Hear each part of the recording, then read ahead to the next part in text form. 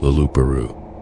In 1705, the trapper told his audience, the latter being a motley assortment of soldiers, habitants, and Indian warriors assembled at Fort Richelieu to celebrate Christmas Eve, he accompanied a band of coureurs de bois on a canoe voyage from Lachine, on the island of Montreal, to Illinois country by way of the Ottawa River and the upper Great Lakes.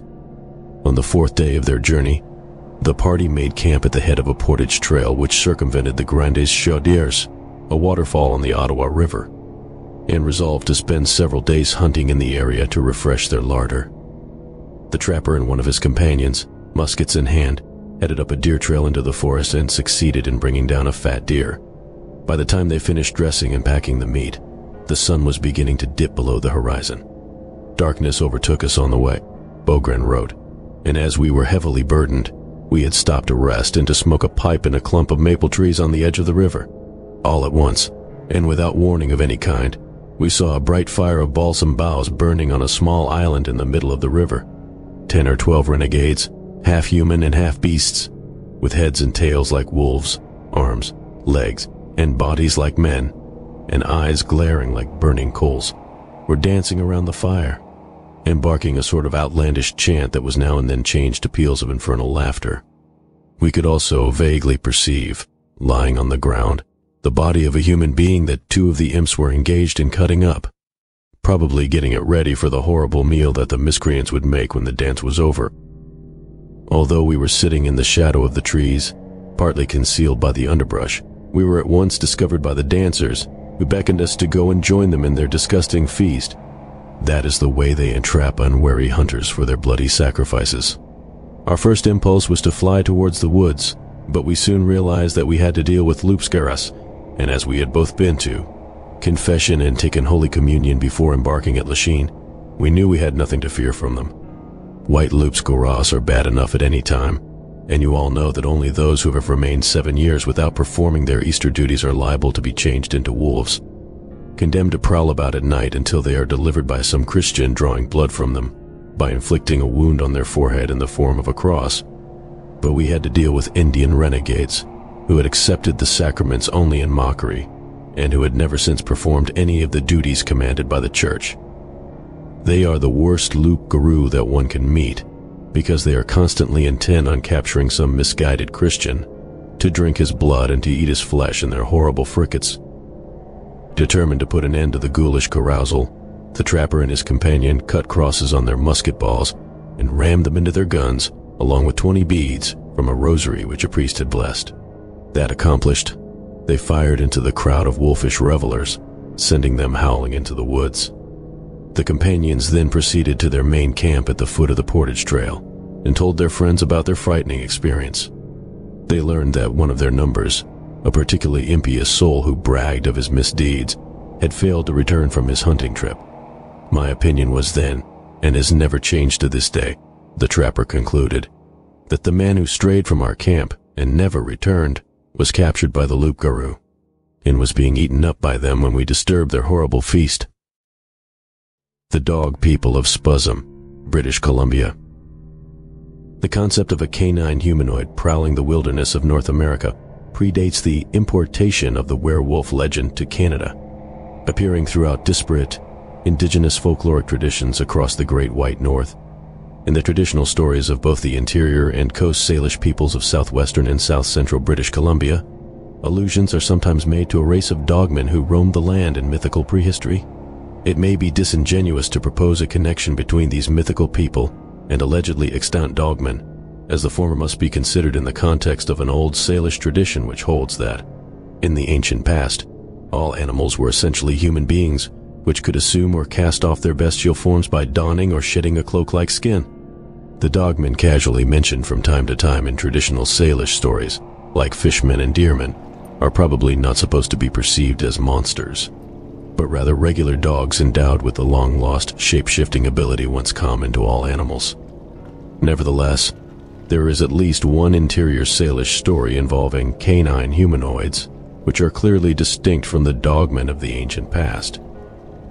In his 1912 treatise on the Thompson Indians of south-central British Columbia, Scots-Canadian anthropologist James Tite included the following story. Set near an old Thompson Indian village called Spuzzum, which lies at the lower end of the Fraser Canyon. The dog people lived in an underground lodge near Spuzzum. Their house was called Caxi LX, Doghouse, and had a false door.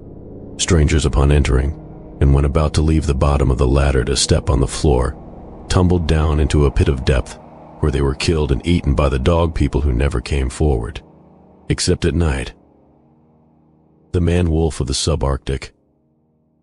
Far to the north of Thompson Country, in the stunted forests of the Canadian subarctic, the Din Indians told their own man-wolf stories. In his 1959 ethnological treatise on the Upper Tanana Indians of southwestern Yukon and southeastern Alaska, American anthropologist Robert McKinnon wrote about a goblin or ogre which the Upper Tanana called a Teyatsan. According to one version, McKinnon wrote, "It has long claws and lurks along the trails in wait for some traveler. It is so fearful that even the mention of its name produces a shudder. According to one shaman, the Teyatsan appears and disappears in a flood of light, but it is considered bad luck to see it. As in the case of the Brush Indian and other supernatural beings, shamans converse with the Teyatsan in their dreams, but they are very reluctant to do so. This Teyatsan belief may correspond to the goblin of the Tena, a monster in human form, but with hairy skin and claw-like nails. Or again, the Upper Tanana goblin may be a reflection of the semi-human, monsters feared by so many of the boreal tribes.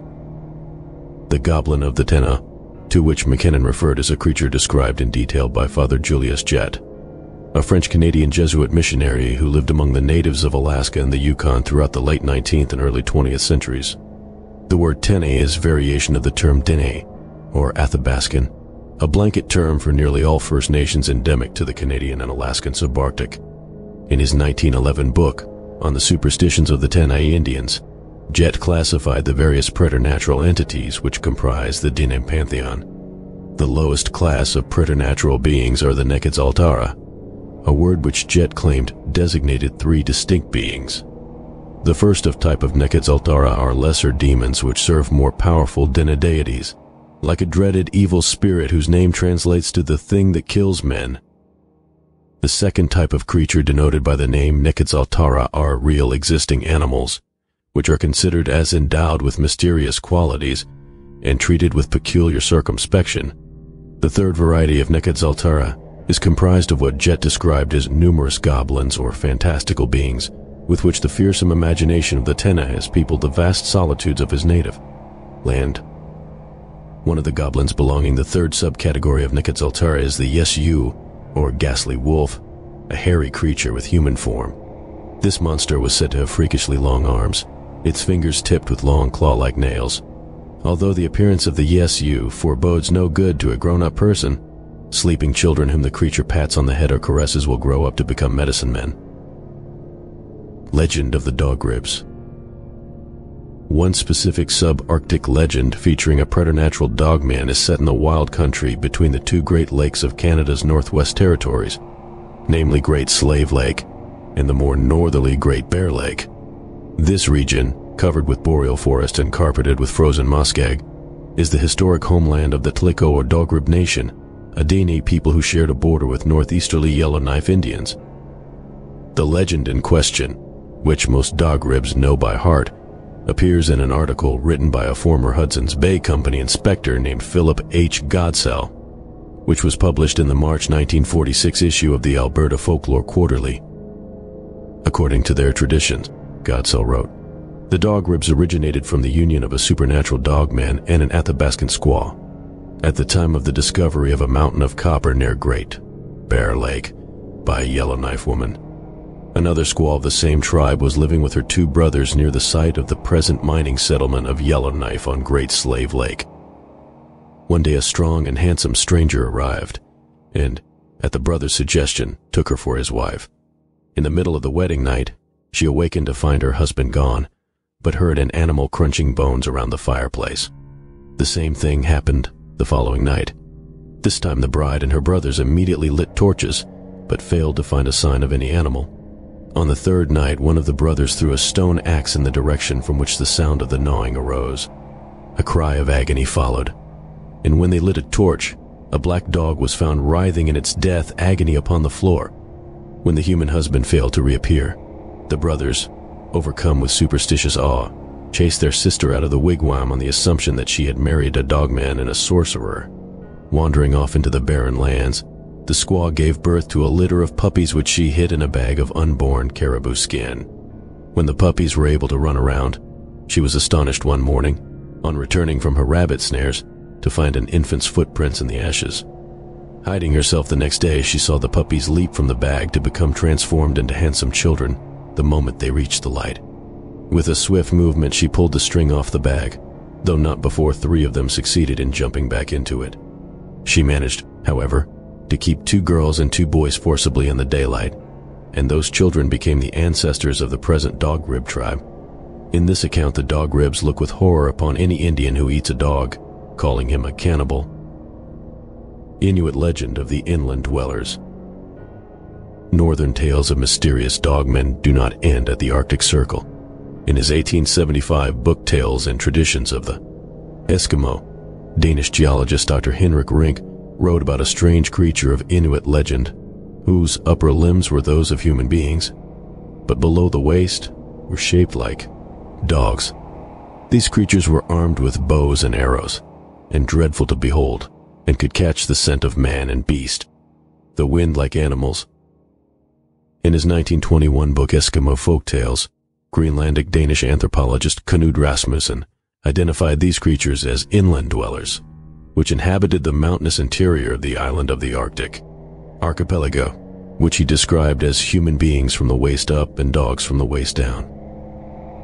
Now ask yourself, are all these folk tales from the First Nations, French Canadian, Midwest American tribes, and countless tales from every continent around the globe just tall tales? Or are they the truth staring us right in the face? You decide, and please leave a comment in the comments section. Thanks for listening, and until next time.